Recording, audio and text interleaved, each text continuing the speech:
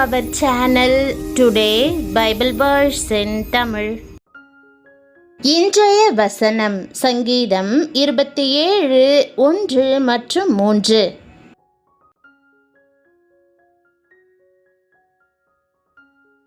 கிறிஸ்துவுக்குள் பிரியமானவர்களே, நீங்கள் பயந்து கொண்டிருப்பது நடக்கப் போவதில்லை. ஆனால் அந்த பயம் உங்கள் வாழ்க்கையை மெதுவாக நாசம் செய்து கொண்டிருக்கிறது. இதை புரியாமல் இருந்தால் இந்த செய்தி உங்களுக்கு தேவையானது. கவனமாக கேளுங்கள். ஒரு விஷயம் மட்டும் நினைவில் வையுங்கள். இந்த செய்தி உங்கள் வாழ்க்கையை மாற்ற முடியும். ஆனால் நீங்கள் அதை உள்ளே எடுத்துக்கொண்டால்தான். கர்த்தர் என் வெளிச்சமும் என் இரட்சிப்புமானவர், யாருக்கு பயப்படுவேன்? கர்த்தர் என் ஜீவனின் பலனானவர், யாருக்கு அஞ்சுவேன்? எனக்கு விரோதமாக ஒரு பாளையம் இறங்கினாலும் என் இருதயம் பயப்படாது. என் மேல் யுத்தம் எழும்பினாலும் இதிலே நான் நம்பிக்கையா இருப்பேன் என்ற வாக்குதத்த வசனத்தை இன்று நாம் தியானிப்போம். ஒரு கேள்வி: உங்கள் வாழ்க்கையில் இப்போது நீங்கள் மறைத்து வைத்திருக்கும் அந்த ஒரு பயம் என்ன? அதை யாருக்கும் சொல்லாமல் உள்ளுக்குள் சுமந்து கொண்டிருக்கிறீர்களா? இந்த வசனம் சாதாரண வார்த்தை இல்லை. இது பயத்தை உடைக்கும் ஒரு வாக்குதத்தம். ஆனால் ஏன் பலருக்கு அது வேலை செய்யவில்லை? இதை இந்த செய்தியின் முடிவில் புரிந்து கொள்வீர்கள். தேவன் உங்களுக்கு அடைக்கலமாக இருக்கும்போது, அவரது பிரசன்னத்தை உங்களுக்குள் உணரும்போது நீங்கள் யாருக்கும் அஞ்ச மாட்டீர்கள். ஆனால் அவர் இல்லை என்றால் உங்களுக்கு பாதுகாப்பு இருக்காது. பயம் உங்களை பிடிக்கும். பிரச்சனை உன்னை அடித்து போடும். உன்னால் ஒன்றும் செய்ய இயலாது என்று பயம் உங்களிடம் கூறும். திகிலும் நடுக்கமும் என்னை பிடித்தது, என் எலும்புகளெல்லாம் நடுங்கினது என்று யோபு தன் பயத்தை விளக்குகிறான். ஒரு நிமிடம் சிந்தியுங்கள். அந்த குரல் தேவனுடையதா அல்லது பயத்தின் குரலா? நீங்கள் தினமும் கேட்கிறது எது? கவனியுங்கள். பயம் ஒருபோதும் உண்மையை சொல்லாது. அது உங்களை நம்ப வைக்க முயற்சிக்கும் ஒரு பொய். அந்த பொய்யை நீங்கள் ஏற்றுக்கொண்டால் அது உங்கள் வாழ்க்கையை கட்டுப்படுத்த ஆரம்பிக்கும். உங்கள் எலும்புகள் நடுங்குவது போல பயத்தினால் நொறுங்கி போயிருப்பதாக, தப்பிக்க வழி ஏதும் இல்லாததை போல நீங்கள் உணரலாம். ஆனால் பிரியமானவர்களே, ஆண்டவரை உங்கள் ஜீவனின் அடைக்கலமாக கொண்டிருப்பது அவசியம். ஆபத்தான சூழல்களிலும் அவர் வந்து உங்களை நிரப்பும் போது நீங்கள் பலனடைவீர்கள். ஆனால் உண்மையை கேளுங்கள். தேவனை நம்புகிறேன் என்று சொல்பவர்கள் கூட ஏன் இன்னும் பயத்திலேயே வாழ்கிறார்கள்? இந்த ஒரு தவறுதான் காரணம்.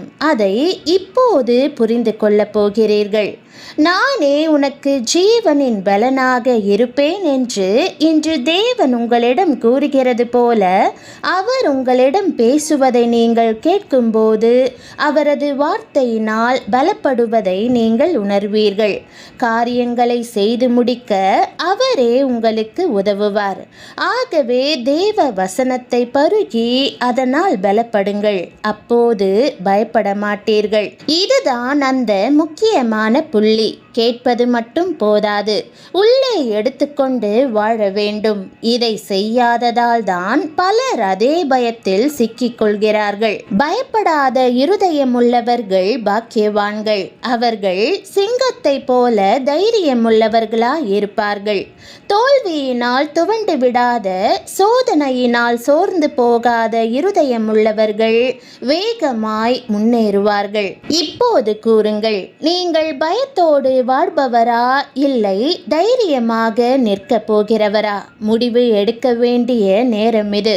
கர்த்தரை சார்ந்து கொண்ட தாவீதுக்கு அப்படிப்பட்ட ஒரு இருதயத்தை கர்த்தர் கொடுத்தபடியால் அவர் தைரியமாய் முழங்கி சொல்லுகிறார், எனக்கு விரோதமாக ஒரு பாளையம் இறங்கினாலும் என் இருதயம் பயப்படாது. என் மேல் யுத்தம் எழும்பினாலும் இதிலே நான் நம்பிக்கையா இருப்பேன். இது ஒரு உணர்ச்சி அல்ல, இது ஒரு தீர்மானம். சூழ்நிலைக்கு எதிராக எடுத்த தீர்மானம். நீங்கள் அந்த நிலைக்கு வர தயாரா? அநேகர் தோல்வி உணர்வினால் பீடிக்கப்பட்டு எப்பொழுதும் தோல்வியையே சிந்தித்து கொண்டிருக்கிறார்கள். தேர்வு எழுதும் போதே தோல்வி அடைந்து விடுவதை பற்றி எண்ணி கலங்குகிறார்கள். வியாபாரத்தில் நஷ்டம் ஏற்பட்டு விடுமோ என்று அவ்விசுவாசமான வார்த்தைகளை சிலர் பேசுகிறார்கள். அவர்களுடைய சிந்தனை கர்த்தர் பேரில் இல்லாமல் பயத்தின் மேல் இருப்பதே இதன் காரணம். இதை தவிர்க்காமல் போனால் என்ன ஆகும் தெரியுமா? இந்த சிந்தனை மெதுவாக உங்கள் வாழ்க்கையை கட்டுப்படுத்த ஆரம்பிக்கும். நீங்கள் முயற்சி செய்யவே பயப்படுவீர்கள். தாவீதின் விசுவாச வார்த்தைகளை பாருங்கள். கர்த்தர் என் வெளிச்சமும் என் இரட்சிப்புமானவர், யாருக்கு பயப்படுவேன்? கர்த்தரின் ஜீவனின் பலனானவர், யாருக்கு அஞ்சுவேன்? உம்மாலே நான் ஒரு சேனைக்குள் பாய்ந்து போவேன், என் தேவனாலே ஒரு மதிலை தாண்டுவேன். கர்த்தரை எப்பொழுதும் எனக்கு முன்பாக வைத்திருக்கிறேன். அவரின் வலது பாரிசத்தில் இருக்கிறபடியால் நான் அசைக்கப்படுவதில்லை. ஒரு தேவனுடைய மனிதர் பதவி உயர்வுக்காக மிகவும் கடினமாக ஒரு தேர்வை எழுத வேண்டியிருந்தது. அந்த தேர்வுக்கு படிக்கும் போதெல்லாம் என்னை பலப்படுத்துகிற கிறிஸ்துவினாலே எல்லாவற்றையும் செய்ய எனக்கு பலனுண்டு என்ற வாக்குதத்த வசனத்தை விசுவாசத்துடன் அறிக்கையிட்டு கொண்டே இருந்தார். கவனியுங்கள், இதுதான் வேறுபாடு. கேட்பவர்கள் பலர், அறிவிப்பவர்கள் சிலர், முடிவை மாற்றுபவர்கள் அவர்கள்தான்.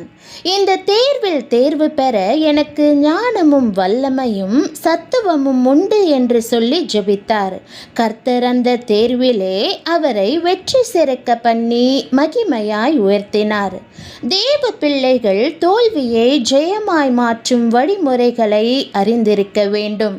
இது கதை இல்லை, இது நடக்கக்கூடிய உண்மை. உங்கள் வாழ்க்கையிலும் இது நடக்க முடியும். ஒரு முறை எசேக்கியா ராஜாவிற்கு விரோதமாக பெரிய யுத்தம் வந்தபோது அவர் கர்த்தருடைய ஆலயத்திற்கு சென்று தன் உள்ளத்தை கர்த்தருக்கு முன்பாக விரித்து வைத்து ஊக்கமாய் ஜெபித்தார். நடந்தது என்ன? கர்த்தர் அந்த ஜெபத்தை கேட்டு ஒரு தேவ தூதனை அசீரியரின் பாளையத்திற்குள் அனுப்பினார். அவன் புறப்பட்டு போய் 1,85,000 பேரை சங்கரித்தான். நீங்கள் கவனித்தீர்களா?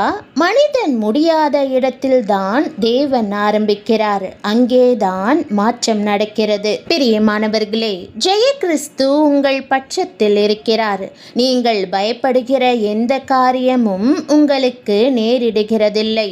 ஆகவே தலை நிமிர்ந்து நடந்து கர்த்தரை ஸ்தோத்தரித்து மகிமைப்படுத்துங்கள். அவர் உங்கள் துக்கத்தை சந்தோஷமாய் மாற பண்ணுகிறார். நிச்சயமாகவே இந்த நாள் உங்களை வெற்றி சிறக்க பண்ணுகிற நாளாய் இருக்கும். இப்போது ஆரம்பத்தில் கேட்ட அந்த கேள்வி நினைவிருக்கிறதா? அந்த பயம், இன்னும் அதை பிடித்து கொண்டிருக்கிறீர்களா? ஒரு விஷயம் மட்டும் நினைவில் வைத்துக் கொள்ளுங்கள். பிரச்சனை உங்களை உடைக்காது, பயம்தான் உடைக்கும். பயம்தான் உடைக்கும். ஆனால் விசுவாசம் உங்களை எழுப்பும். தேவன் உங்களுக்கு பலனாக இருக்கும்போது நீங்கள் பயப்பட தேவையில்லை. இந்த ஆசீர்வாதத்தை ஆண்டவரிடமிருந்து நீங்களும் சுதந்திரித்து கொள்ள விரும்புகிறீர்களா? இப்போதே தீர்மானமிடுங்கள். பயத்தோடு வாழப்போகிறீர்களா அல்லது விசுவாசத்தோடு எழும்ப போகிறீர்களா? நீங்கள் இப்போது எடுக்கும் தீர்மானம்தான் உங்கள் வாழ்க்கையை உருவாக்கும்.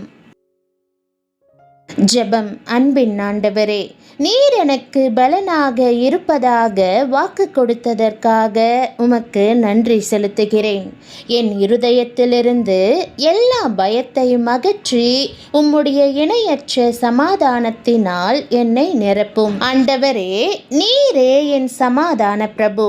என் வாழ்க்கையில் சீறி வீசும் எல்லா புயலையும் நீர் அமைதிப்படுத்தி என்னுடைய விரோதிகளிடமிருந்து என்னை தப்புவித்து பாதுகாத்து கொள்ளும்.